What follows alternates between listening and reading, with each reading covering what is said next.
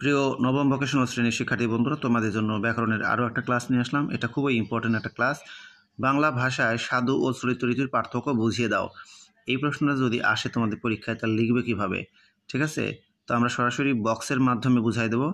যে লিখবো বাংলা ভাষায় সাধু ও চলিত রীতির পার্থক্য, নিচে লেখা হলো। ঠিক আছে, তাহলে 1 নম্বরে কি করবে? 1 নম্বরে লিখবে সাধু রীতিতে বাংলা সাহিত্যে ব্যবহৃত বাংলা ভাষা সাহিত্যিক রূপকে সাধু ভাষা বলে, এই সংজ্ঞাটা লিখবে। ঠিক আছে, আচ্ছা, অপরদিকে চলিত রীতির যে সংজ্ঞা, মানুষের দৈনন্দিন কথোপকথনের ভাষাকে চলিত ভাষা বলে। ঠিক আছে, এইটা লিখবে তোমরা। এরপরে হচ্ছে আমরা কিন্তু পয়েন্ট আকারে লিখব। সাধু ভাষায় তৎসম শব্দের প্রয়োগ বেশি। সাধু ভাষায় কোন শব্দের প্রয়োগ বেশি? তৎসম। অপরদিকে চলিত ভাষায় তদ্ভব, দেশি, বিদেশি শব্দের প্রয়োগ বেশি, এটা লিখবা।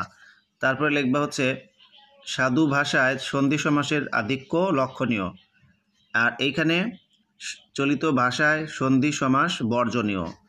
এরপরে হচ্ছে সাধু ভাষার পদবিন্যাস সুনিয়ন্ত্রিত ও সুনির্ধারিত, আর এটা হচ্ছে চলিত ভাষার পদবিন্যাস সুনির্দিষ্ট বা সুনির্ধারিত নয়। এই কয়েকটা লিখলেই তোমাদের পড়াটা হয়ে যাবে, এই প্রশ্নের উত্তর হয়ে যাবে। ঠিক আছে, তাহলে আমরা কি শিখলাম? বাংলা ভাষায় সাধু ও চলিত রীতির পার্থক্য, যেটা যেটা লিখছি আমরা এদের টিক দিয়ে দিছি। বাংলা সাহিত্যে ব্যবহৃত বাংলা ভাষা সাহিত্যিক রূপকে সাধু ভাষা বলে, আর মানুষের দৈনন্দিন কথোপকথনের ভাষাকে চলিত ভাষা বলে। এরপর কি শিখছি? সাধু ভাষায় তৎসম শব্দের প্রয়োগ বেশি, আর চলিত ভাষায় তদ্ভব, দেশি ও বিদেশি শব্দের প্রয়োগ বেশি। সাধু ভাষায় সন্ধি সমাসের আধিক্য লক্ষণীয়, আর চলিত ভাষায় সন্ধি সমাস বর্জনীয়।